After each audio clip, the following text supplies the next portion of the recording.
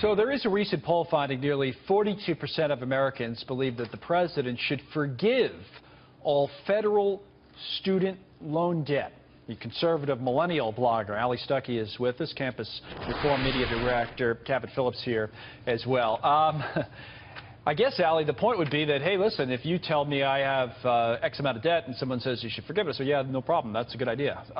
But is it an actual good idea for the country? I mean, I can see the person saying, yeah, I don't want the debt, but should we be forgiving student loan debt?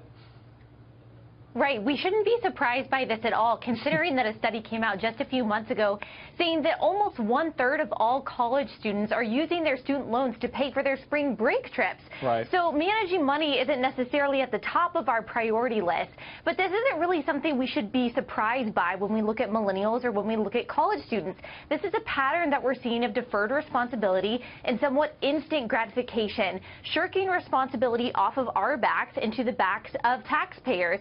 And it's a consequence of shirking responsibility to taxpayers that I don't think many college students are thinking about.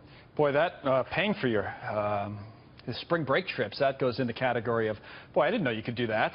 Too late now, I guess. But what do you think, Cabot? I know. Boy, yeah, good thing. Actually, maybe it goes in the category of good thing I didn't know you could do that, because probably you shouldn't be doing that. We've got, I think that number of students who did that's going to go up now that they heard about this idea. So right, thanks, Allie, you just increased the number of students. Yeah, exactly. Oh, thanks to me. But what do you think, Cabot, of this I idea? let that slip. It kind of brings us back to the campaign where there was all this talk about free college, right? In some ways, it was like these proposals from Bernie Sanders, and I think Hillary Clinton jumped on board at some point. It's like, hey, that should be an initiative, either free college or free community college.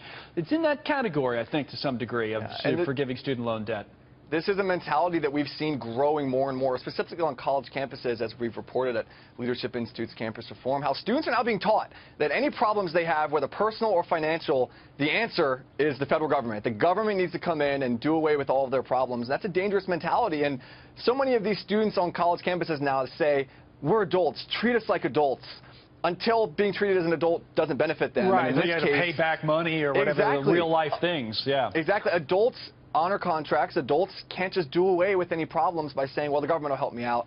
Adults have to honor their contracts, keep their word, and these students, it's important for them to learn this lesson early on of personal responsibility and being true to the things that they say they're going to do. I wonder if there's another way. Maybe if the answer is no, that's fine, but if either of you have a suggestion, is there another way to tackle college affordability that makes more sense? All right, Allie, you hold on. Cabot, obviously, he's chomping at the bit here. He's got it, so go ahead. Give it to us. Just wrote an op-ed this week. Go ahead. That we're going to be publishing. Senator Marco Rubio and Todd Young just put forward a bill that would increase the ability of income share agreements, and it would legitimize the practice where essentially students can go to private investors and organizations that will agree to pay for their tuition completely, and in return, 5 years after graduation, those students will begin to offer a small portion of their salary back to those investors. So if a student drops out of college and says, would that be available to all income, people of low income, middle income? Absolutely. Everybody. It will create a system of meritocracy where students aren't becoming completely indebted to the government and to other financiers. Does that sound better, Allie, than what we've been forgiving debt?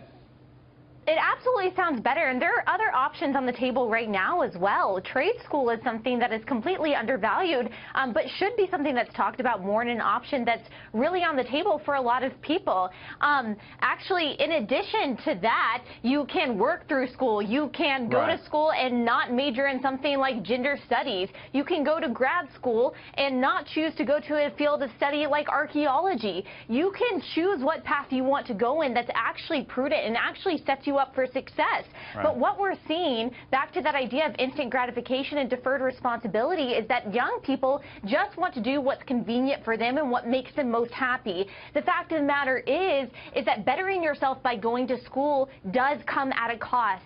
And like Cabot said, you have to be willing to pay that price. It's okay, Allie. By the way, I'll just be forwarding the archaeology and gender studies emails to you directly, if that's all right from now on. Yes, thank you so much. I'll deal with them personally. Cabot, Allie, thank you very much.